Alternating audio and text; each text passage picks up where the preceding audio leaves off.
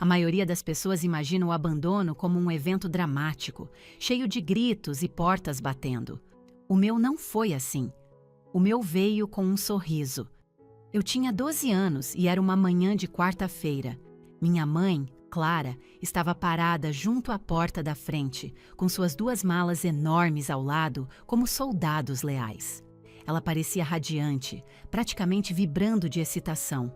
Meu pai, Marcos, já estava no táxi esperando no meio-fio. Eu continuei pensando que uma babá deveria estar a caminho, ou talvez uma das minhas tias. Eu estava errada. Minha mãe olhou para mim. Não houve abraço. Nenhum "eu vou sentir sua falta". Ela apenas colocou a mão em sua bolsa chique e pequena e tirou uma nota de R$ 50 novinha. Ela a dobrou e a pressionou na minha mão. "Você já é uma mocinha, Júlia", ela disse, com a voz brilhante. "Você é tão independente, só não faça bagunça na casa." E com isso, ela se virou e saiu. A fechadura estalou com um som que pareceu final. Fiquei ali parada, ouvindo o motor do carro sumir pela rua até desaparecer. Olhei para os R$ 50 na minha palma. Aquela nota única deveria me sustentar pelos próximos 30 dias. Eu estava sozinha, em uma casa grande e silenciosa. Eu ainda não tinha percebido, mas aquele silêncio esmagador estava prestes a se tornar meu companheiro mais próximo. Antes de entrarmos nos detalhes, eu adoraria que você clicasse no botão de curtir, se inscrevesse no canal e me contasse nos comentários de onde você está assistindo hoje. Eu realmente gosto de ver até onde essas histórias chegam.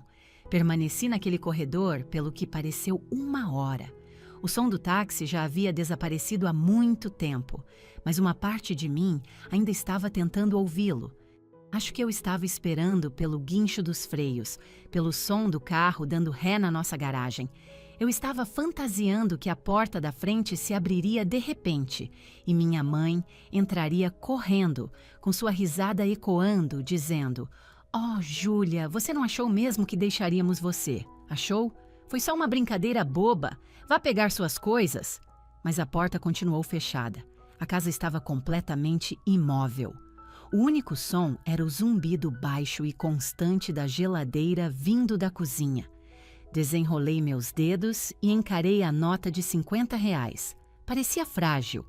Minha mãe me chamou de independente. Uma mocinha.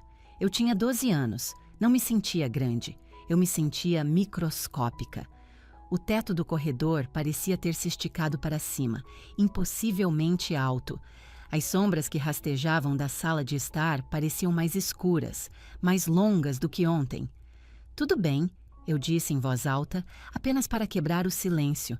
Minha voz saiu fina e fraca no espaço vazio. "Tudo bem, eu consigo dar conta disso." Decidi encarar aquilo como um desafio, um jogo. Eu gostava de jogos. Meu pai às vezes assistia àqueles programas de sobrevivência, onde as pessoas ficam presas em uma ilha remota com nada além de um facão e um iniciador de fogo. Eles tinham que construir seus próprios abrigos e caçar comida. Eles tinham que ser resilientes. "Eu sou resiliente", sussurrei para mim mesma. Caminhei até a cozinha. Aquela era a minha ilha agora. O piso frio foi um choque contra meus pés descalços. Primeiro, as coisas mais importantes. Eu precisava fazer um inventário das minhas provisões. É o que os sobreviventes da TV sempre faziam. Eles espalhavam tudo comigo, tudo o que tinham. Arrastei uma cadeira da mesa de jantar até a despensa. Eu era alta para a minha idade, mas as prateleiras de cima ainda estavam fora de alcance. Subi na cadeira com os joelhos balançando levemente e abri as portas do armário. Meu estômago afundou. Meus pais planejavam essa viagem há semanas. Eles estavam intencionalmente limpando a despensa, como diziam, para que nada estragasse enquanto estivessem fora. Eu não tinha entendido a implicação total disso até este exato momento. Havia um pacote de pão de forma integral de marca barata. Verifiquei o pequeno fecho de plástico. Venceria em 3 dias. Um pote de pasta de amendoim, do tipo caro que minha mãe gostava, mas estava menos da metade. Uma caixa de bolacha, água e sal. mas o pacote interno estava aberto. Então, provavelmente estavam murchas. Havia 3 latas de canja de galinha, um pacote de macarrão penne, mas nenhum pote de molho para acompanhar, uma caixa de cereal açucarado, com talvez o suficiente para 2 tigelas pequenas restantes. Era isso. Desci e abri a geladeira. A luz piscou, iluminando um interior brilhante, estéril e quase vazio. Havia uma caixa de leite, um pote de picles, um vidro de mostarda amarela e uma única maçã vermelha levemente murcha na gaveta de baixo. Fiz a conta mental. 1 mês. Eles ficariam fora por 1 mês inteiro. 30 dias.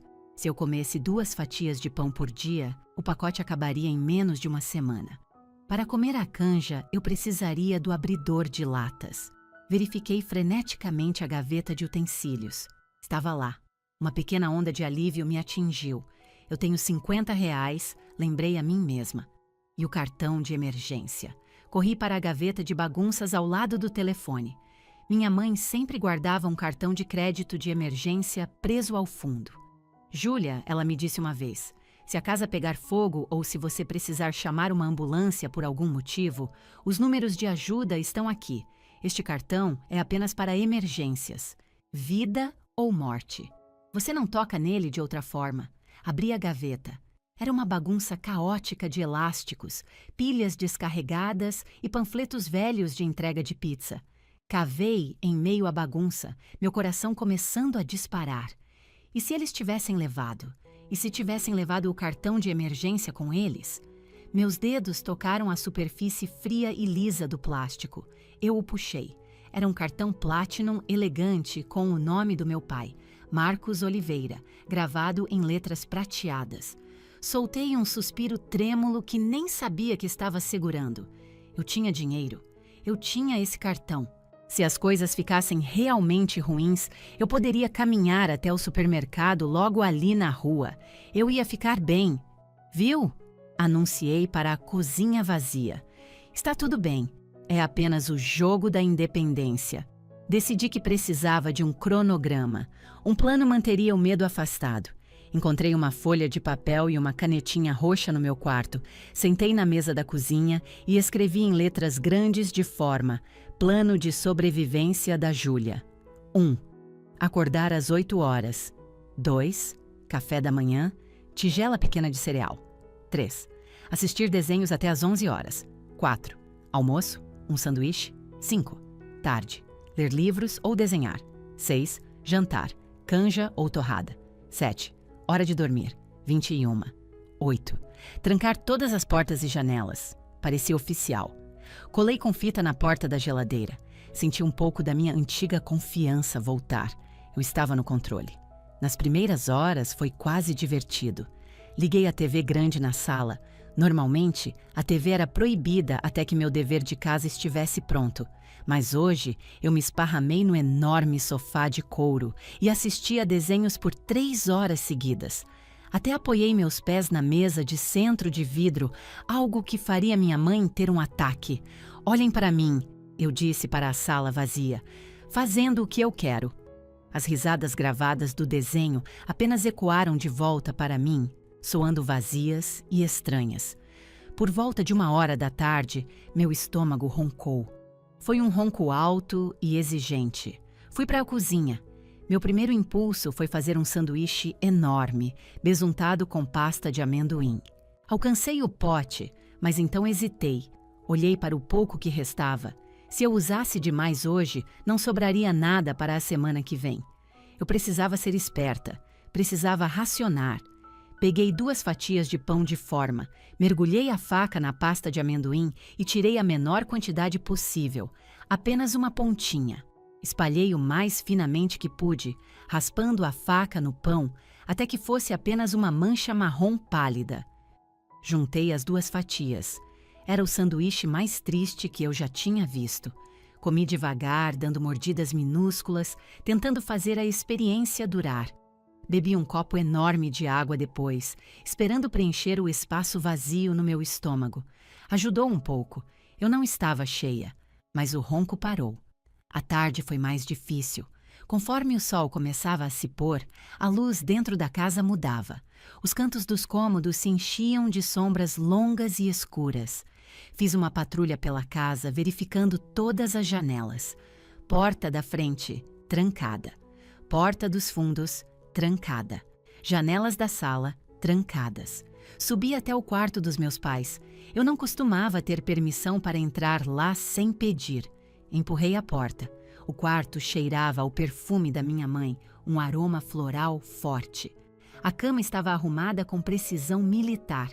Não havia uma única peça de roupa fora do lugar. Parecia um mostruário, um quarto de hotel onde ninguém realmente morava. Caminhei até o closet. Estava quase vazio. Eles tinham levado quase todas as roupas. A coleção de vestidos coloridos da minha mãe tinha sumido. Os ternos do meu pai tinham sumido. Tudo o que restava eram alguns casacos velhos de inverno empurrados para o fundo e algumas caixas de sapatos vazias no chão. Um nó frio de medo apertou meu estômago. Eles levaram tudo. Eles realmente, verdadeiramente foram embora. Pare com isso, eu disse a mim mesma com firmeza. Eles estão apenas em uma viagem. As pessoas viajam. Mas por que eles não me levariam? Minha melhor amiga, Bia, foi para a Disney com os pais na primavera passada. Eles a levaram. Levaram o irmãozinho irritante dela. Não a deixaram para trás com R$ 50 e um pote de pasta de amendoim pela metade. Fechei a porta do closet. O cheiro do perfume não era mais agradável. Apenas me fazia sentir dolorosamente sozinha. O jantar foi uma única fatia de pão, torrada.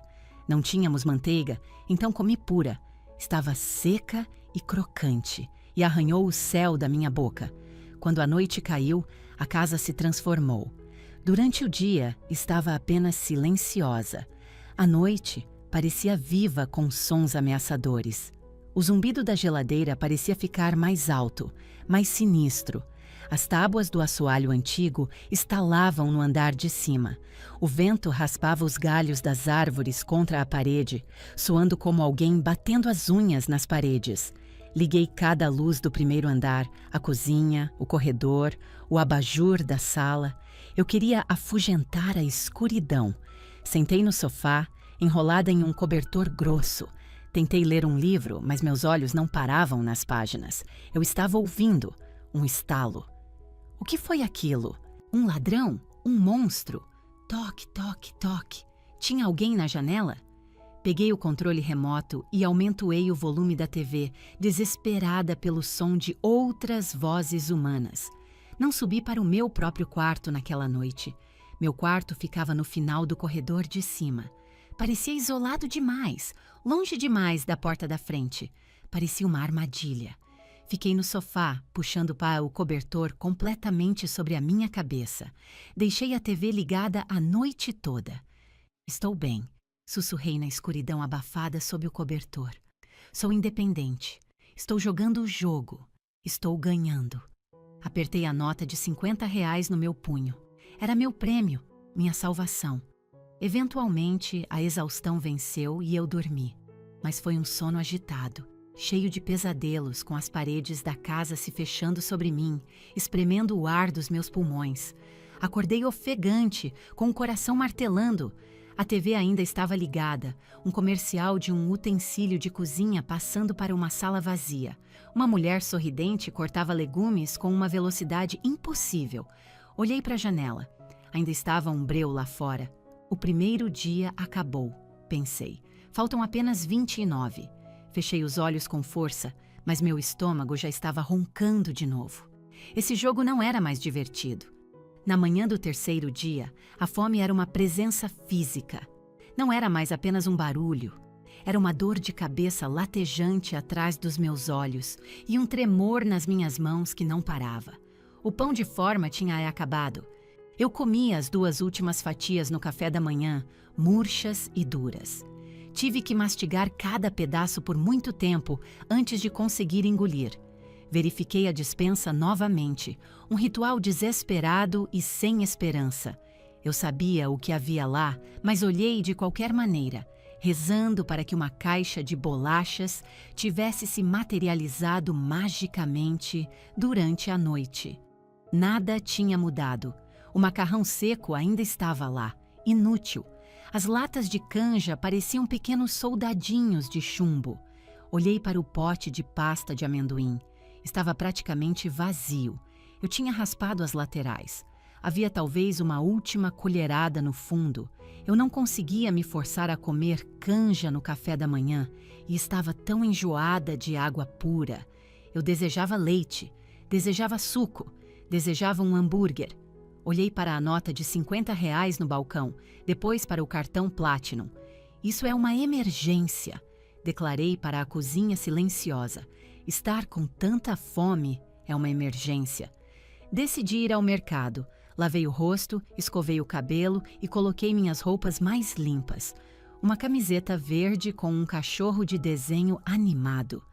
Eu queria parecer o mais normal possível. Não queria que ninguém suspeitasse que eu estava sozinha. Se alguém descobrisse, poderiam chamar a polícia. E se a polícia se envolvesse, meus pais estariam em apuros. Minha mãe ficaria furiosa. Ela me disse para não fazer bagunça. Chamar a polícia era a maior bagunça que eu conseguia imaginar. Coloquei a nota de R$ 50 no bolso esquerdo e o cartão Platinum no direito. Calcei meus tênis, dando nó duplo nos cadarços. Saí pela porta da frente e a tranquei atrás de mim, verificando a maçaneta 3 vezes para ter certeza. O sol estava cegamente forte. Era um dia perfeito de verão. Os pássaros estavam cantando. Um carro passou e a mulher ao volante me deu um tchauzinho. Eu acenei de volta, forçando um sorriso. Viu? Apenas uma criança normal indo ao mercado. A caminhada durou apenas 10 minutos, mas me senti exausta. Minhas pernas estavam pesadas e a dor de cabeça pulsava a cada passo. Quando entrei no supermercado, o jato de ar frio foi um alívio. Peguei uma cestinha de compras. Primeiro, o corredor dos pães. Peguei um pacote do pão de forma mais barato, depois a seção de laticínios. Peguei 1 litro de leite. Passei pelo corredor das bolachas com a boca aguando. Eu queria tanto um pacote de bolacha recheada de chocolate, mas lembrei do meu orçamento. Seja esperta, Júlia, disse a mim mesma. Peguei um pedaço de queijo mussarela. Sustentaria mais. Peguei um saco de maçãs e uma caixa de cereal. E então eu os vi. Os frangos assados brilhando sob uma lâmpada de calor perto da padaria. O cheiro era incrível. Me atingiu como uma força física. Alho, ervas, pele assada saborosa. Meu estômago se contraiu dolorosamente. Fiquei ali parada por 1 minuto inteiro, apenas respirando o aroma do frango. Eu tenho o cartão, pensei. O cartão do papai. É para emergências. Estiquei a mão e peguei um dos frangos quentes. A embalagem estava morna nas minhas mãos. Parecia a salvação. Caminhei até o caixa, escolhendo uma fila com uma operadora jovem que parecia uma adolescente. Ela estava mascando chiclete. Coloquei meus itens na esteira: o pão, o leite, o queijo, as maçãs, o cereal e o frango assado. A caixa passou tudo. Bip, bip, bip. R$ 48,50, ela disse, sem nem olhar para mim. Meu coração começou a disparar. Quase R$ 50. Eu só tinha 50, mas queria guardar o dinheiro vivo. Tudo bem, eu disse, com a voz tremendo. Coloquei a mão no bolso direito e tirei o cartão Platinum, estendendo para ela. Ela olhou para o cartão, depois para mim, depois de volta para o cartão. Isso não é seu, ela afirmou secamente. É do meu pai, eu disse rapidamente. Ele está esperando no carro. Ele torceu o tornozelo e me mandou entrar para pegar algumas coisas. A mentira pareceu desajeitada e óbvia. Meu rosto esquentou. Ela apenas deu de ombros, claramente não se importando. Ela pegou o cartão e o passou. Prendi a respiração, cruzando os dedos dentro do bolso. Por favor, funcione. Por favor, funcione. Por favor, funcione. A máquina soltou um zumbido alto e irritado. A caixa franziu a testa para assir a tela. Recusado, ela disse. Meu estômago despencou. O quê? Diz transação não autorizada. Ela repetiu, irritada. Ela passou uma segunda vez. Zumbido. Não está funcionando, fofa. Diz não honrar. Isso geralmente significa que o cartão foi cancelado ou que estourou o limite. Ela estendeu o cartão para eu pegar de volta. Senti como se cada pessoa na loja estivesse me encarando. O homem atrás de mim na fila suspirou impaciente. Eu tenho dinheiro, gaguejei, tirando a nota amassada de 50 do meu outro bolso. Eu tenho 50. A caixa estalou o chiclete. O total deu R$ 48,50. Eu podia pagar, mas isso me deixaria com quase nada. Posso devolver algumas coisas? Perguntei, sentindo as lágrimas arderem nos meus olhos. Eu a segurei. Não chore aqui. Claro, ela disse, com a voz carregada de irritação. O que você quer tirar? Olhei para o frango. O frango quente, cheiroso e delicioso. O frango? Sussurrei. Ela o arrancou do balcão. Certo, isso cai para R$ 26. Fiz a conta rapidamente. O queijo também, eu disse com a voz falhando. Ela removeu o queijo. Certo, R$ 19,80. Agora dá. Paguei com meus 50 e ela me deu o troco. Peguei a sacola de compras. Parecia lamentavelmente leve. Eu tinha pão, leite, maçãs e cereal. Sem queijo e sem frango. Saí da loja com a cabeça baixa. No segundo em que cheguei lá fora, as lágrimas vieram. Elas escorreram pelo meu rosto. Eles cancelaram o cartão. Eles sabiam que eu o tinha. Eles sabiam que estava naquela gaveta e o cancelaram de qualquer maneira. Ou talvez eles apenas não tivessem pago a conta. Mas eles estavam na Europa. Eles tinham dinheiro para passagens e hotéis luxuosos. Eles tinham dinheiro para comer em restaurantes bons em Paris. Eles apenas não tinham deixado nada para mim. A caminhada de volta foi uma tortura. As alças da sacola plástica cortavam meus dedos. O litro de leite parecia pesar 100 quilos. Eu me sentia tonta. O sol estava quente demais. Quando finalmente cheguei dentro de casa, tranquei a porta e escorreguei até o chão do corredor, encostando na parede com minha sacola de compras. Comi uma maçã ali mesmo no chão, tão rápido que quase me engasguei. E então, um novo sentimento floresceu no meu peito. Raiva. Era diferente de uma birra. Era uma raiva fria, afiada e clara. Eu me levantei, caminhei até a cozinha e encontrei um caderno espiral novo na gaveta de bagunças. Peguei uma caneta preta e escrevi na capa. Provas. Abri na primeira página e escrevi a data. Dia 3. Fui ao mercado. O cartão de crédito de emergência foi recusado. A caixa disse que foi cancelado. Tive que devolver o frango. Estou com fome. Mamãe e papai estão na Europa. Eles me deixaram com R$ 30,20. Agora tenho leite e pão. Encarei as palavras. Parecia que eu estava escrevendo sobre outra pessoa, algum personagem pobre em um livro. Mas era eu. Lembrei do smartphone antigo do meu pai, que ele tinha deixado em uma gaveta. Peguei o aparelho. Liguei. A bateria ainda tinha um pouco de carga. Abri o aplicativo da câmera e mudei para o modo selfie. Vi meu próprio rosto na tela pequena. Meus olhos pareciam enormes e com olheiras. Meu cabelo estava uma bagunça. Apertei o botão vermelho de gravar. Meu nome é Júlia Oliveira, eu disse para a câmera. Minha voz estava baixa, mas firme. É o terceiro dia. Estou sozinha em casa. Meus pais foram para a Europa. Eles me deram R$ 50. O cartão de crédito que deixaram para emergências não funciona. Pausei, engolindo o nó na garganta. Estou com medo, eu disse, e estou com muita fome. Se algo ruim acontecer comigo, quero que alguém saiba. Eu não fugi. Estou bem aqui. Parei a gravação. Coloquei o telefone e o caderno na mesa da cozinha. Isso não era mais um jogo. Eu não estava brincando de sobrevivente. Eu estava apenas sobrevivendo. Comi uma tigela de cereal seco no jantar, não querendo usar o leite ainda. Tinha que fazê-lo durar. Naquela noite, não dormi no sofá. Fui até o armário do corredor e puxei o casaco de lã pesado de inverno do meu pai. Arrastei-o para a sala e fiz um pequeno ninho no chão, atrás da poltrona grande. Parecia mais seguro ali, escondida. Eu me encolhi dentro do casaco.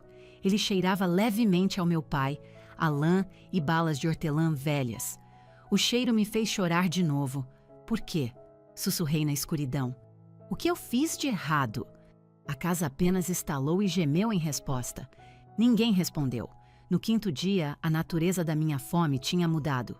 No começo era uma dor aguda e barulhenta. Roncava e dava cãibras.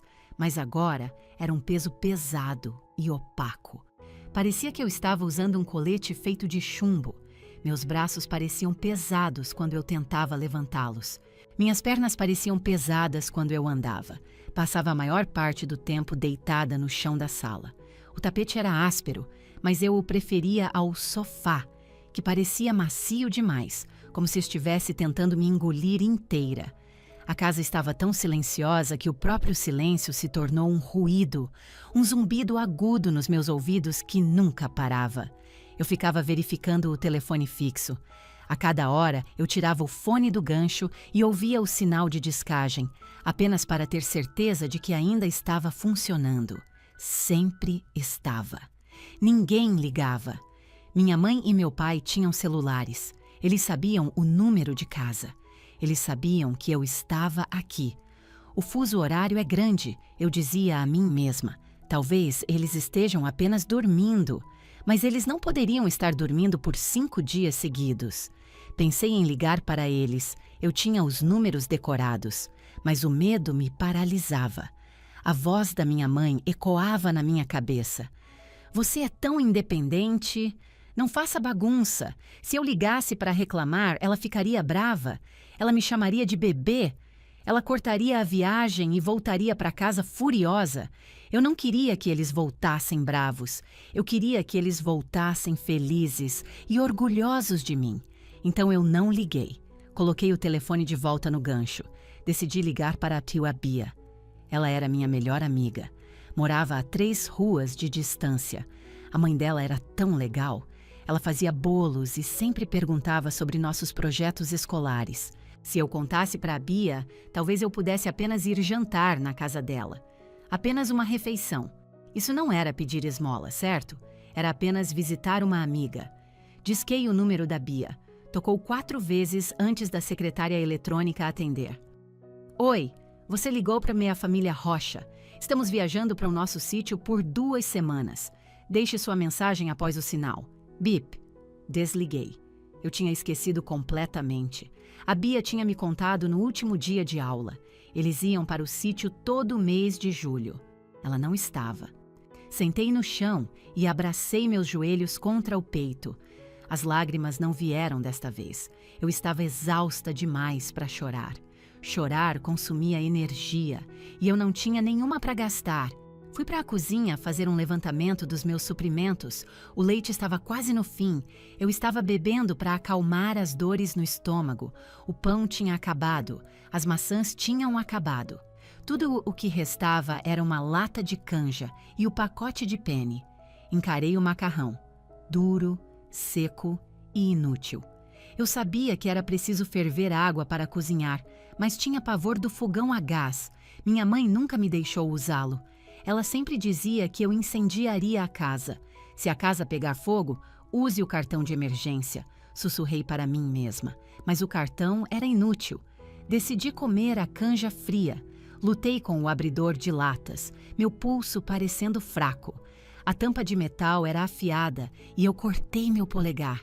Uma única gota de sangue vermelho brilhante brotou. Fiquei olhando, hipnotizada por quão vermelho era contra minha pele pálida. Mergulhei uma colher na sopa fria e gelatinosa. Tinha gosto de sal e metal. Estava horrível. Mas eu comi. Até a última gota. Lambi a colher. Depois que terminei, me senti tonta. Tropecei até a mesa e abri meu caderno de provas. Minha letra estava tremida e bagunçada. Dia 5. A Bia está no sítio. Não posso ligar para ela. Comi a última lata de sopa. Estava fria. Me sinto tonta quando levanto. Mamãe e papai não ligaram. Sinto falta deles, mas também estou com muita raiva deles. Olhei para as palavras, sentindo que deveria escrever mais, mas ao tentar me levantar, o quarto girou violentamente. O chão pareceu subir para encontrar meu rosto. Pontos pretos dançaram diante dos meus olhos. Segurei a borda da mesa, agarrando-me como se minha vida dependesse disso. Meu coração batia no peito como um pássaro preso. Tum-tum-tum. Não desmaie, eu disse a mim mesma. Se você desmaiar, ninguém vai te encontrar. Respirei fundo e devagar. Os pontos pretos recuaram lentamente. Bebi 3 copos cheios de água da torneira. Meu estômago balançava. Parecia cheio, mas era uma plenitude enganosa. Não era comida. Recuei para o meu ninho atrás da poltrona e puxei o casaco do meu pai sobre mim. Vou apenas dormir, pensei. Quando você está dormindo, não sente fome. Fechei os olhos e esperei pelo dia seguinte. Din-dom. O som foi tão alto que pareceu uma explosão na casa silenciosa. Dei um pulo, meu coração batendo contra as costelas. Eu estava desorientada. Era a TV? Não, a TV estava desligada. Din-dom. Tinha alguém na porta da frente. Meu primeiro pensamento foi: eles voltaram. Saí correndo de trás da poltrona e fui para o corredor, quase tropeçando nos meus próprios pés.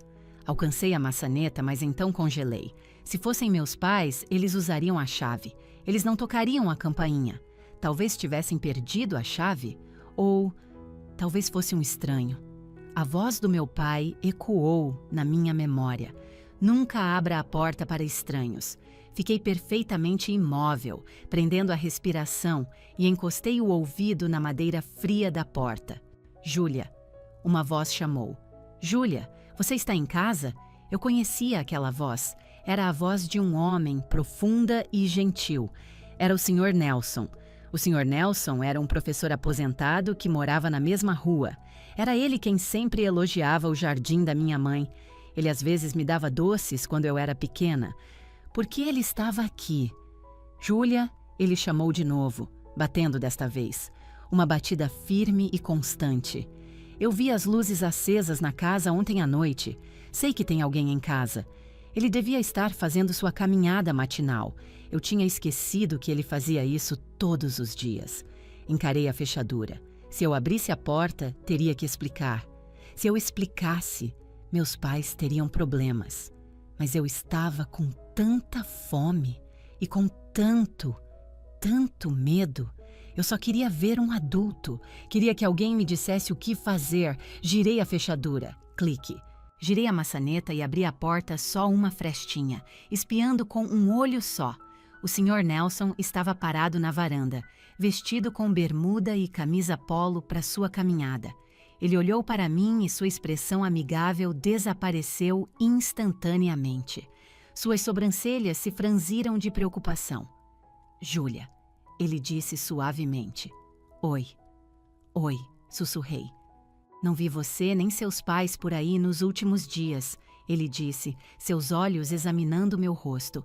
Eu passo por aqui toda manhã e o carro do seu pai não está na garagem há um tempo. Eles viajaram, eu disse, tentando fazer minha voz parecer normal, tentando parecer a menina independente que minha mãe queria que eu fosse. Ah, disse o Sr. Nelson. Uma viagem? Então você está com uma babá? Ele estava me olhando de perto, notando meu cabelo bagunçado, minha camiseta amassada com a pequena mancha da sopa fria. Sim, menti. Ela só está no banho. O Sr. Nelson não pareceu convencido. Ele se inclinou um pouco. Júlia, ele disse com a voz agora muito séria. Você parece muito pálida. Você está se sentindo bem? Estou bem, insisti. Mas assim que as palavras saíram da minha boca, meu estômago me traiu com um ronco alto, longo e lamentável. Foi um rugido no ar silencioso da manhã. O Sr. Nelson ouviu. Seus olhos baixaram para o meu estômago, depois voltaram para os meus olhos. A babá está mesmo aí, Júlia? Ele perguntou baixinho. Você não precisa mentir para mim. Você não está em apuros. Olhei para seus olhos gentis e preocupados. Olhei para a rua vazia atrás dele. O muro que eu tinha construído dentro de mim finalmente desmoronou. O jogo da independência tinha acabado. Não, sussurrei, minha voz falhando. Sem babá? Ele perguntou. Eu apenas balancei a cabeça, as lágrimas começando a escorrer. Lágrimas quentes e rápidas de alívio e vergonha. Quem está aqui com você? Ele perguntou. Ninguém, solucei. Sou só eu. O Sr. Nelson congelou, seu rosto uma máscara de choque. Por um longo momento, ele ficou em silêncio, apenas me encarando como se não conseguisse processar as palavras. Onde estão seus pais, Júlia? Na Europa? Consegui dizer. Eles foram para a Europa. Europa? Ele disse a palavra como se fosse de outro idioma. Quando eles foram? Quarta-feira, eu disse. 5 dias atrás. E você está aqui sozinha há 5 dias? Balancei a cabeça, as lágrimas vindo mais rápido agora. Eles me deram R$ 50, mas o cartão não funcionou e eu comi todo o pão. O rosto do Sr. Nelson passou de chocado a furioso, mas a raiva não era dirigida a mim. Foi uma raiva assustadora por um segundo, mas então sua expressão suavizou ao olhar de volta para mim. Tudo bem, ele disse, com a voz firme, mas calma.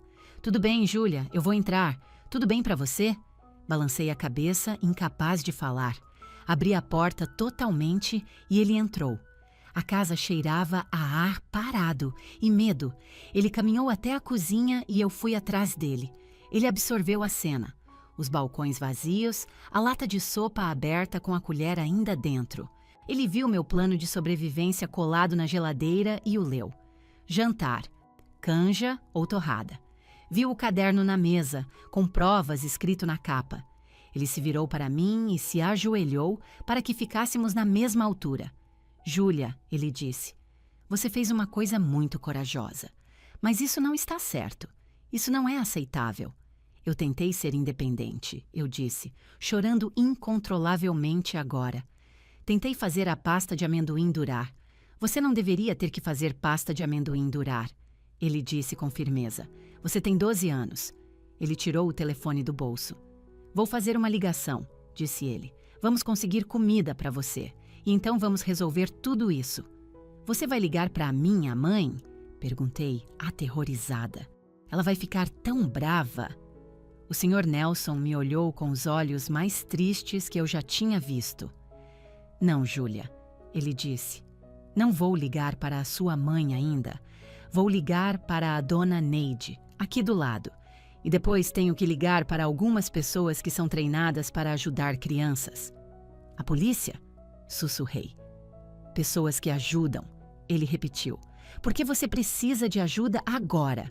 E é meu trabalho como adulto garantir que você esteja segura. Ele se levantou. A atmosfera na cozinha tinha mudado. O segredo tinha sido revelado. O silêncio fora quebrado. O jogo acabara. O Sr. Nelson colocou a mão no meu ombro. Estava quente e sólida. Você não está mais sozinha, disse ele.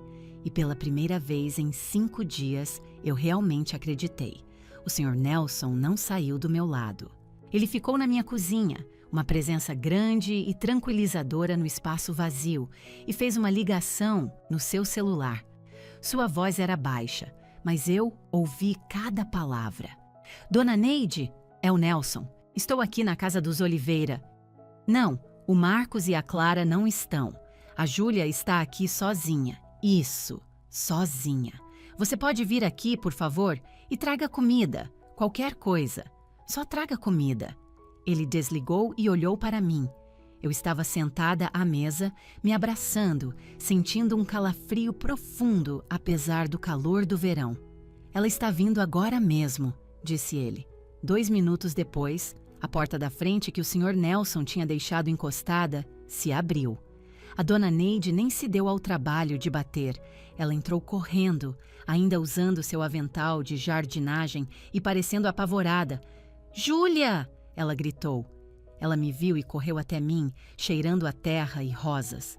Ela me envolveu em um abraço tão apertado que não consegui respirar por um segundo. Foi maravilhoso. Minha própria mãe nunca me abraçava assim. Meu Deus, ela disse, afastando-se para olhar meu rosto. Ela acariciou meu rosto com a mão. Você está tão pálida. Nelson, Olhe os braços dela. Ela está só pele e osso. Eu sei, o Sr. Nelson disse, com a voz dura como pedra. Ela não faz uma refeição decente há 5 dias. A dona Neide soltou um som de dor e imediatamente abriu o pote que tinha trazido. Estava cheio de salada de macarrão. Coma, ela disse, pegando um garfo da gaveta e colocando na minha mão. Coma, querida, devagar. Eu não comi devagar. Enfiei o macarrão na boca. Tinha gosto de vinagre, queijo e céu. Comi até meu estômago doer. Enquanto eu comia, o Sr. Nelson fez outra ligação. Esta parecia mais oficial. Ele usou frases como abandono de incapaz, perigo iminente e verificação de emergência do Conselho Tutelar. Eu sabia para quem ele estava ligando. Ele estava ligando para o governo. Eles vão me levar para a cadeia? Perguntei entre as garfadas. A dona Neide olhou para mim com os olhos cheios de lágrimas. Não, meu bem, não. Você não fez nada de errado. Você é a vítima aqui. Vítima. A palavra parecia pesada e estranha. Eu não me sentia uma vítima, só me sentia cansada. Cerca de 1 hora depois, um carro cinza comum estacionou na garagem. Uma mulher de blazer e calça social desceu. Ela tinha um crachá preso ao cinto. Ela entrou e se apresentou. Seu cabelo escuro estava preso em um coque apertado e ela parecia séria, mas seus olhos eram gentis. Oi, Júlia, ela disse. Sou a doutora Ana Adriana. Sou do Conselho Tutelar. Estou aqui para ajudar você. Coloquei o garfo de lado. O pote de macarrão estava vazio. Oi, eu disse. Você se importa se dermos uma olhada na casa, Júlia? Ela perguntou. O Sr. Nelson me contou um pouco do que aconteceu, mas preciso documentar a situação eu mesma. Eu apenas balancei a cabeça. Os 3, Sr. Nelson, Dona Neide e Doce Ana Adriana, caminharam pela minha casa e eu os segui. Parecia surreal, como se estivessem fazendo um tour em um museu da minha miséria particular. Eles foram até a despensa. A doutora. Adriana tirou uma foto com o celular das prateleiras vazias. Tirou uma foto do pote de pasta de amendoim, completamente raspado. Um pacote de pão para 1 mês.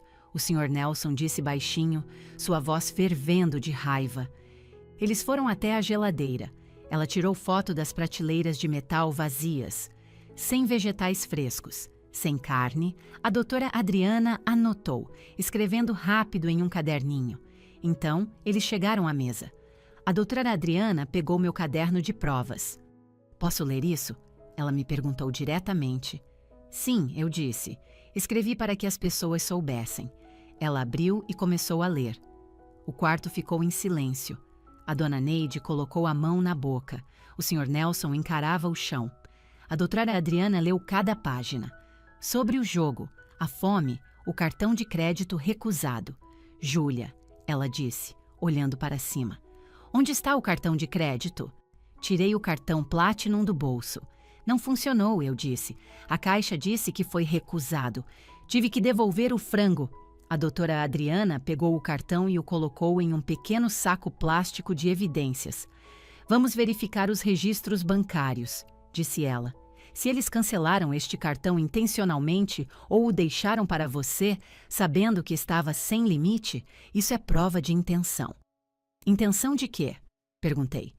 Intenção de negligência. Ela disse simplesmente. De deixar você sem nenhum recurso? Então, lembrei do telefone. Eu fiz um vídeo, eu disse. Peguei o smartphone antigo e apertei o play. Meu próprio rosto pálido e magro apareceu na tela. O áudio estava abafado, mas minhas palavras eram claras. Estou com medo e estou com muita fome. Se algo acontecer comigo, quero que alguém saiba. A dona Neide começou a chorar, virando-se e indo para a sala. Eu conseguia ouvi-la assoando o nariz. A doutora Adriana assistiu ao vídeo inteiro, sua expressão se endurecendo em uma máscara tensa e irritada. Tudo bem, ela disse quando terminou. Isso é mais do que suficiente. Ela se agachou até o meu nível. Júlia, você não pode ficar aqui esta noite, disse ela. Esta casa não é segura para você. Não há comida e não há supervisão de um adulto. Eu não posso ir para a Europa, eu disse. Não tenho passagem. Você não vai para a Europa. ela disse gentilmente. Precisamos encontrar um lugar seguro para você ficar até seus pais voltarem.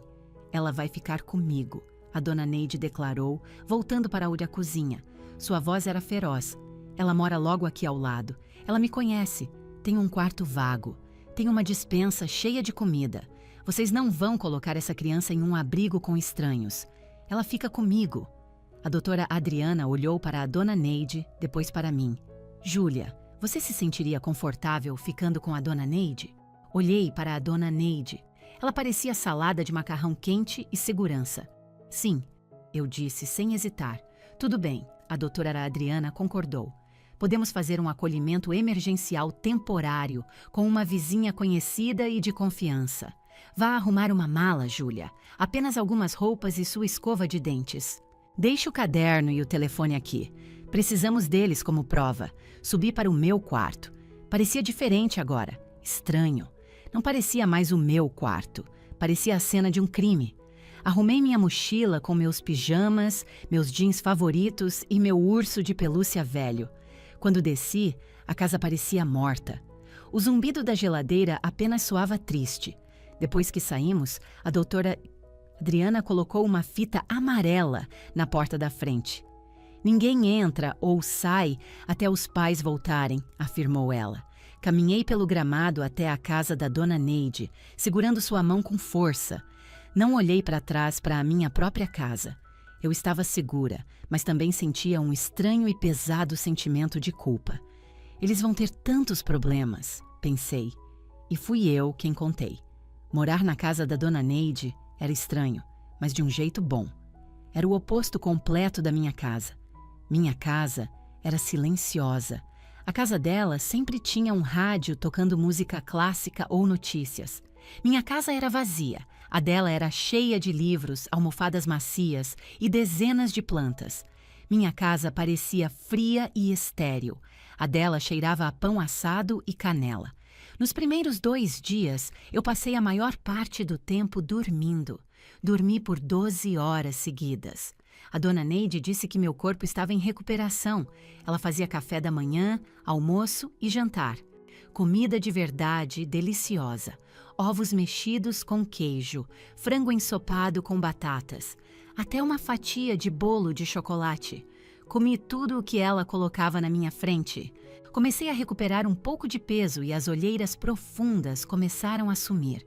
Mas a melhor parte não era a comida. Era saber que eu não estava sozinha. No 3º dia, a doutora Adriana voltou com sua supervisora, uma mulher chamada doutora Márcia. Elas se sentaram à mesa de jantar da dona Neide com um notebook e uma pasta grossa. Júlia, a doutora Adriana disse, precisamos fazer algumas perguntas mais detalhadas. Precisamos construir uma linha do tempo oficial de exatamente o que aconteceu. Tudo bem, eu disse. Sentei-me em uma cadeira grande e estofada, sentindo-me pequena, mas não mais assustada. Eu me sentia importante. Conte-nos sobre a manhã em que eles partiram. A doutora Márcia disse. Eles tinham 2 malas grandes, comecei. Minha mãe estava com seu vestido azul. Meu pai estava de terno. O táxi já estava esperando. Eles deixaram algum número de contato de emergência? Apenas o cartão na gaveta de bagunças, eu disse. Mas não funcionou. Nós verificamos o cartão, a doutora Adriana disse, olhando para sua supervisora. A conta foi encerrada pelo Marcos Oliveira 2 dias antes de saírem do país. Eles tinham encerrado a conta de propósito. Um calafrio percorreu meu corpo. Por quê? Nosso melhor palpite é para que não tivessem que se preocupar com contas ou pagamentos automáticos enquanto estivessem fora, a doutora Adriana disse, com a voz monótona. Eles cortaram seu único recurso financeiro para economizar um pouco de dinheiro para a viagem deles. Eles me cortaram. Para economizar dinheiro. Eles deixaram um cronograma? Um número de telefone de algum hotel para o caso de uma emergência? A doutora Márcia perguntou. Não, eu disse. Minha mãe só disse que eu era independente. Independente. A doutora Márcia repetiu, anotando e balançando a cabeça. Você tem 12 anos. Então, a doutora Adriana abriu o notebook. Júlia, encontramos as redes sociais públicas da sua mãe. Precisamos que você olhe estas fotos e confirme se as pessoas nelas são seus pais. Ela virou a tela para mim. Encarei as fotos brilhantes e coloridas. Lá estava minha mãe, parada em frente à Torre Eiffel em Paris, segurando um enorme cone de sorvete. Ela estava sorrindo tanto que seus olhos estavam espremidos. A legenda dizia: finalmente livre. Sem responsabilidades por um mês inteiro. Europa. Amor, liberdade. Lá estava meu pai, sentado em um café à beira do rio com uma taça de vinho tinto, parecendo bronzeado e relaxado. Legenda: vivendo a vida boa. Um brinde a nós. Havia outra deles em um barco, a água de um azul brilhante atrás deles, ambos rindo. Legenda: esquecendo o mundo real. Isso é o paraíso. Encarei a tela. As datas nas postagens correspondiam aos dias em que eu estava passando fome. Enquanto eu racionava cuidadosamente minhas últimas fatias de pão, eles estavam comendo sorvetes gigantes. Enquanto eu bebia a água da torneira para parar as pontadas de fome, eles bebiam vinho. Enquanto eu chorava no escuro, encolhida sob um casaco no chão, eles riam em um barco no paraíso. E eles chamavam aquilo de liberdade. Liberdade de quê? Liberdade de mim. Algo dentro de mim quebrou. Foi um estalo silencioso, como um galho quebrando em uma floresta silenciosa. Mas mudou tudo. Até aquele momento eu estava triste, assustada e preocupada que eles ficassem bravos comigo. Mas olhando para aquele sorvete, olhando para aquela palavra, liberdade, minha tristeza evaporou. Foi substituída por uma raiva fria e dura. Olhei para a doutora Adriana. São eles, eu disse, com a voz perfeitamente firme. São Clara e Marcos Oliveira. Não os chamei de mãe e pai. Usei seus nomes. Obrigada, Júlia. A doutora Adriana disse suavemente, tirando prints das postagens. Estas postagens provam que eles não estavam em perigo. Não estavam em um hospital ou incomunicáveis. Estavam ativamente de férias enquanto a filha estava em perigo. Isso é uma prova excelente. O que acontece agora? Perguntei. Agora nós esperamos, a doutora Adriana disse. Temos as informações do voo de volta deles. É em 3 semanas. Estaremos lá para recebê-los quando chegarem. Eu vou ter que voltar com eles? Perguntei, com as mãos fechadas em punhos. Não, a doutora Márcia disse com firmeza. O Conselho Tutelar obteve a guarda temporária. Você está legalmente sob os cuidados da dona Neide. Até que um juiz decida o contrário, você não voltará para aquela casa. Balancei a cabeça. As semanas seguintes foram um limbo estranho. Ajudei a dona Neide no jardim dela. Li livros da enorme biblioteca dela. Fiquei mais forte. Mas eu também estava me preparando. Comecei a escrever em um novo caderno. Aquilo não era um diário, era um depoimento de testemunha. Escrevi cada detalhe que conseguia lembrar. O olhar no rosto da minha mãe, quando me entregou os R$ 50, a maneira como meu pai nem olhou para trás ao entrar no táxi, o gosto metálico da canja fria. Eu queria estar pronta. A dona Adriana me disse que a maioria das crianças nessas situações fica confusa. Elas choram pelos pais, querem ir para casa. Eu não queria ir para casa. Eles me deixaram para morrer, disse a dona Neide uma noite enquanto lavávamos a louça juntas. Ah, querida, não acho que eles queriam que você morresse, ela disse gentilmente. Eles foram apenas monumentalmente egoístas. Eles não pensaram. É a mesma coisa, eu disse. Se você tem um filho e não o alimenta, você está tentando matá-lo. Eles não se importavam se eu vivia ou morria, desde que pudessem tomar o vinho deles.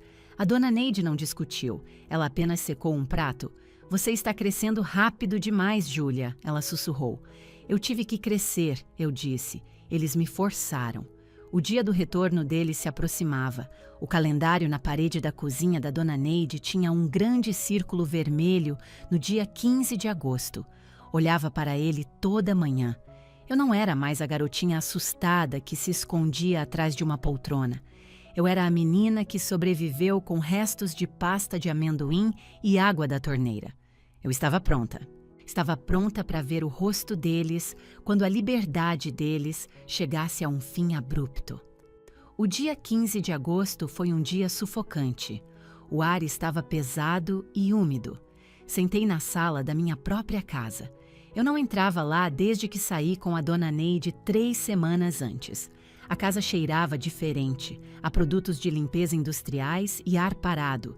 Eu não estava sozinha. O Sr. Nelson estava sentado no braço do sofá. A dona Neide estava ao meu lado, segurando minha mão.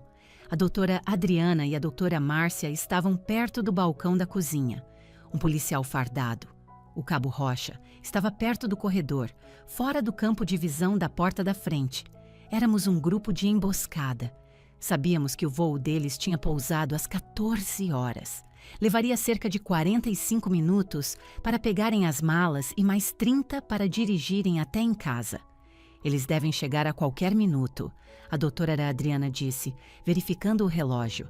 Lembre-se, Júlia, você não precisa dizer uma única palavra se não quiser. Eu sei, eu disse. Eu estava usando um vestido novo que a dona Neide tinha me comprado. Meu cabelo estava em tranças bem feitas. Eu parecia saudável. Não parecia a menina faminta do vídeo, mas por dentro eu me sentia como um bloco de gelo. Minhas mãos tremiam só um pouquinho. Então ouvimos. Uma porta de carro bateu, depois outra. Ouvi a risada da minha mãe, alta e despreocupada. Ah, Marcos, para com isso. Só pega a mala azul, ela chamou de brincadeira. Já peguei, meu pai respondeu. Lá, doce lar. O barulho das rodinhas das malas no cimento da garagem ficou mais alto. Eles estavam felizes, estavam bronzeados, estavam cheios de comida chique e vinho bom. Eles não tinham ideia do que os esperava. A chave raspou na fechadura. O tambor estalou. A porta se abriu. Júlia, chegamos! Minha mãe cantarolou ao entrar, puxando sua mala. Ela usava um chapéu de sol grande e óculos escuros. Ela olhou para cima, sorrindo. Então ela congelou. Ela me viu. Mas também viu o Sr. Nelson e a dona Neide e as 2 mulheres em trajes profissionais. O sorriso dela caiu do rosto como se tivesse levado um tapa físico. O que é isso? O que está acontecendo? Ela perguntou. Meu pai, entrando logo atrás dela, bateu nela. Clara, por que parou? Anda. Então ele nos viu também. Ele soltou a mala com um baque pesado. Quem são todas essas pessoas? Ele exigiu, tentando parecer intimidador. Por que estão na minha casa? A doutora Adriana deu um passo à frente, segurando seu crachá. Senhor e senhora Oliveira, sou a doutora Adriana, do Conselho Tutelar, e este é o Cabo Rocha. O policial saiu do corredor. O rosto do meu pai passou de bronzeado a um cinza pálido. Polícia? Minha mãe guinchou, tirando os óculos escuros. Seus olhos estavam arregalados de confusão. Aconteceu alguma coisa? Teve um assalto? A Júlia está bem? Ela olhou para mim, então. Júlia, querida? O que aconteceu? Ela deu um passo em minha direção, seus braços começando a se abrir para um abraço. Eu me levantei do sofá. Não fui em direção a ela. Dei um passo para trás, me posicionando atrás da cadeira da dona Neide. Minha mãe parou, com uma expressão ferida no rosto. A Júlia está bem agora, a doutora Adriana disse friamente. Não graças a nenhum de vocês. Com licença, meu pai retrucou. Cuidado com o tom. Acabamos de chegar de férias. Deixamos nossa filha encarregada da casa. Demos dinheiro a ela. Vocês deram R$ 50 a ela? O Sr. Nelson trovejou, sua voz cheia de uma raiva justa. Para 30 dias. Tinha um cartão de emergência. Minha mãe gritou. Ela tinha o cartão. O cartão que vocês cancelaram 2 dias antes de saírem do país. A doutora Adriana afirmou secamente. Meu pai abriu a boca, depois fechou. Ele lançou um olhar para minha mãe. Achei que você tivesse pago aquela conta. Achei que você tivesse pago, ela retrucou. Não importa, a doutora Adriana interrompeu. Vocês deixaram uma criança de 12 anos completamente sozinha por 1 mês. Sem comida, sem supervisão e sem contato. Ela é independente, minha mãe insistiu, sua voz ficando desesperada. Ela é muito madura para a idade dela. Estávamos tentando ensinar responsabilidade a ela. Vocês ensinaram inanição, a doutora Adriana rebateu. Ela apontou para o notebook na mesa de centro. Júlia, você gostaria de mostrar a eles? Caminhei até o notebook com as pernas rígidas. Apertei a barra de espaço. O vídeo começou a passar, com o volume no máximo. Lá estava eu na tela. Uma versão de mim de apenas algumas semanas atrás, mas parecia uma vida inteira. Pálida, magra, com olheiras profundas. Minha voz gravada tremia pela sala silenciosa. Estou com medo. E estou com muita fome. Se algo acontecer comigo, quero que alguém saiba. Minha mãe assistia à tela com a mão na boca. Ela começou a tremer. Meu Deus, ela sussurrou. Meu Deus, ela parece doente. Ela estava morrendo de fome, a dona Neide cuspiu. Estava comendo macarrão cru e bebendo água para se sentir cheia, enquanto vocês comiam filé mignon em Paris. O vídeo terminou. O silêncio que se seguiu foi pesado e sufocante. Meu pai encarava o chão, incapaz de me olhar nos olhos. Minha mãe olhava para mim, lágrimas escorrendo por suas bochechas bronzeadas, estragando a maquiagem. Júlia, meu bem, eu não sabia. Ela soluçou. Não percebi que seria assim. Nós só queríamos um descanso. Só queríamos nos sentir livres por um tempo. Olhei bem para ela. Lembrei da legenda do Instagram. Finalmente livre. Falei pela primeira vez desde que eles entraram. Minha voz estava baixa, mas cortou o ambiente. Vocês tiveram o descanso de vocês, eu disse, e eu fiquei destruída. Podemos consertar isso, meu pai disse rapidamente. Voltamos agora. Vamos ao mercado. Vamos pedir uma pizza. Vamos compensar você, Júlia.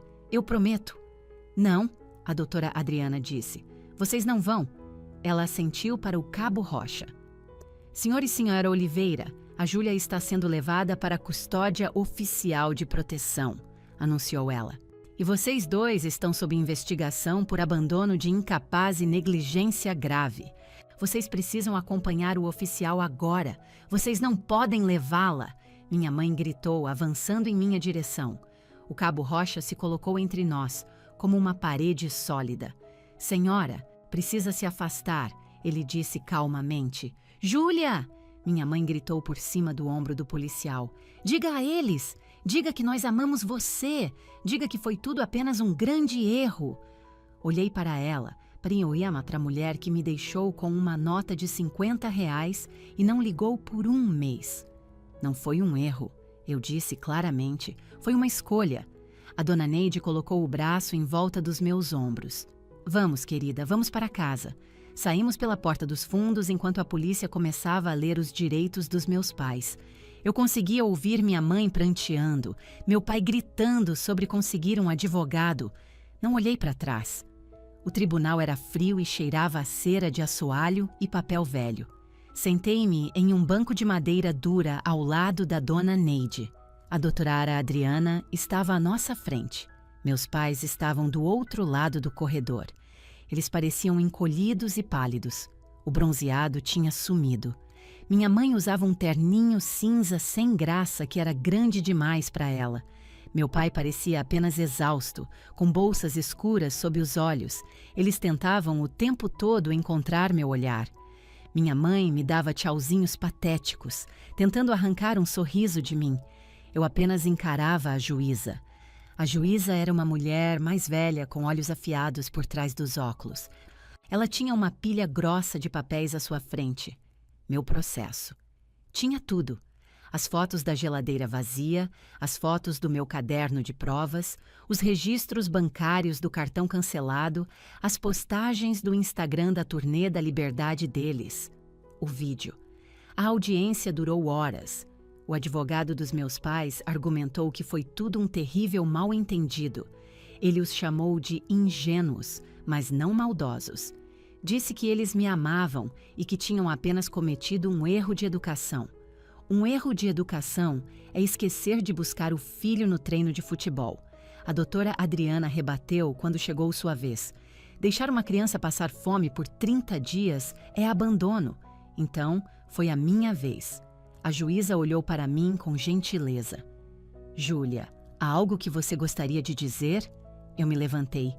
Conseguia sentir cada olho na sala sobre mim. Eu só quero fazer uma pergunta a eles, eu disse. A juíza assentiu. Vá em frente. Eu me virei e encarei meus pais diretamente. Por que vocês não ligaram? Perguntei. A sala ficou em silêncio absoluto. Nós não queríamos incomodar você, meu pai gaguejou. Queríamos que você se sentisse independente. Não, eu disse, minha voz clara e forte. Vocês não queriam ser incomodados por mim? Voltei-me para Chiara, a juíza. Eles me disseram que eu estava jogando um jogo, eu disse. Mas eu poderia ter morrido. Se o Sr. Nelson não tivesse batido na porta, eu poderia ter ficado doente ou desmaiado. Eles não se importavam. Minha mãe soltou um soluço alto. A juíza bateu o martelo. Ordem no tribunal. Ela olhou para meus pais com o rosto duro como granito. Senhor e senhora Oliveira, ela disse, sua voz carregada de desdém. Em 20 anos nesta bancada, raramente vi um caso mais flagrante de negligência egoísta e deliberada. Vocês priorizaram suas próprias férias sobre a vida e a segurança de sua filha. Ela folheou os papéis. Estou acatando o pedido. Júlia permanecerá sob a guarda do Estado, acolhida na casa da senhora Neide Rocha. Vocês deverão frequentar cursos obrigatórios de reciclagem parental e terapia. Terão direito apenas a visitas supervisionadas, a critério da criança, e pagarão pensão alimentícia à senhora Neide para o sustento de Júlia. Mas, meu pai começou. Esta é a minha decisão, a juíza disse, batida de martelo. Depois que acabou, nos encontramos no corredor. Meus pais se aproximaram de mim, com uma assistente social parada entre nós. Júlia, minha mãe implorou, com os olhos vermelhos e inchados. Por favor, volte para casa. Estamos muito arrependidos. Vamos comprar o que você quiser. Vamos te dar um pônei, um celular novo. Ela ainda não entendia. Achava que podia comprar meu perdão, assim como achou que R$ 50 eram suficientes para comprar minha comida por um mês. Eu não quero um pônei, eu disse. Então o que você quer?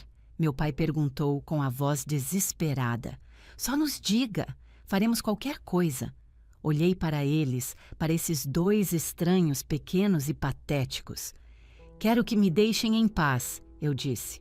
Vocês queriam ser livres, não é? Pois agora vocês são. Não precisam mais cuidar de mim. Não diga isso, minha mãe chorou. Nós amamos você. Vocês sempre me disseram que ações têm consequências, eu disse, lembrando do meu pai dizendo isso quando quebrei um vaso anos atrás. Aprendi isso com vocês. Estas são as consequências. Virei-me e peguei a mão da dona Neide. Vamos, eu disse. Caminhamos pelo longo corredor de mármore, afastando-nos do som das vozes, sumindo dos meus pais. Saímos do fórum para a luz do sol brilhante e quente. Respirei fundo. Pela primeira vez em muito tempo, o ar não parecia pesado. Faz 6 meses. Moro com a dona Neide agora. Meu novo quarto é pintado de um amarelo alegre e tem uma janela grande que dá para o jardim dela. Tenho uma cama de verdade com um edredom fofinho. Tenho um cronograma, mas não é um cronograma de sobrevivência. 7 horas, café da manhã, panquecas ou ovos. 8 horas, escola, 18 horas. Jantar, sempre quente e sempre mais do que suficiente. Nunca, jamais me preocupo com comida. A dona Neide mantém uma cesta de lanches no meu quarto, cheia de barras de cereal e maçãs. Você nunca mais terá que passar fome, Júlia, ela me disse. Nem no meio da noite. Às vezes, ainda acordo no escuro, com o coração disparado, convencida por um segundo de que estou de volta naquela casa vazia. Escuto o silêncio esmagador, mas então ouço o ronco suave da dona Neide no quarto ao lado, ou o cachorro dela se mexendo na caminha no chão, e sei que estou segura. Meus pais estão tentando, eu acho. Eles vão às aulas. Mandam cartas toda semana. Eu as guardo em uma caixa de sapatos debaixo da minha cama. Não abri nenhuma delas. A doutora Adriana diz que talvez um dia eu esteja pronta para lê-las. Talvez um dia eu esteja pronta até para uma visita supervisionada, mas não ainda. Na semana passada, vi o carro do meu pai estacionar na antiga garagem deles, aqui ao lado. Ele desceu e ficou parado ali, olhando para uma casa. O gramado estava alto, as janelas escuras. Parecia abandonada. Ele olhou para a casa da dona Neide e me viu na janela. Ele levantou a mão em um aceno hesitante. Parecia apenas triste. Eu não acenei de volta. Apenas deixei a cortina cair. Desci para a cozinha, onde a dona Neide estava fazendo ensopado de carne. Cheirava a lar. Quem era? Ela perguntou. Ninguém, eu disse. Só um vizinho. Sentei-me à mesa e abri meu diário. Escrevi: hoje estou feliz, estou satisfeita, estou segura. E percebi uma coisa. Meus pais achavam que independência significava estar sozinha, sobrevivendo sem ajuda. Mas eles estavam errados. A verdadeira independência é ser forte o suficiente para pedir ajuda quando você precisa. É ser corajosa o suficiente para dizer a verdade, mesmo quando é difícil. Eles me deixaram com R$ 50 e uma mentira. Eu encontrei uma família e a verdade. Coloquei minha caneta de lado enquanto a dona Neide colocava uma tigela fumegante de ensopado na minha frente. Coma tudo, Júlia, ela disse com um sorriso. Eu vou comer. Sorri de volta. Dei uma colherada grande. Tinha gosto de amor. Eu estava finalmente, verdadeiramente livre. Fim da história.